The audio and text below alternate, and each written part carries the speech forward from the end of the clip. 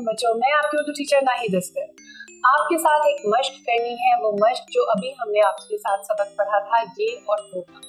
ये और वो का जो सबक हमने पढ़ा, उसकी जो आपको पहचान करवाई, आज उसकी हम एक छोटी सी आपसे मश्क करवाते हैं। हमें भी पता चलेगा, आपको भी पता चलेगा कि आपको वो याद हुआ या नहीं, इस फर्क का पता चला या नहीं कि ये कहाँ लगाना है और वो कहाँ।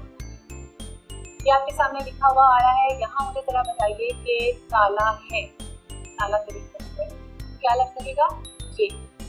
ये ताला है। दूसरी तस्वीर देखें, दरख्त है, दूर है, तो क्या लग जाएगा? वो दरख्त है। शाबाश, ऐसा ही है, आप लोगों को समझ में आ रहा है।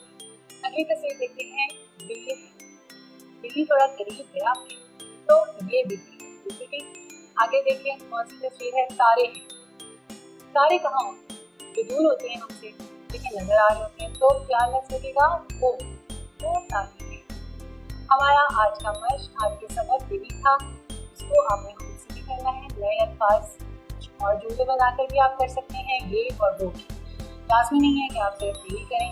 इंशाल्लाह ताला अगले सबक के साथ, अगली वीडियो के साथ फिर आपसे मुलाकात होगी। तब तक के लिए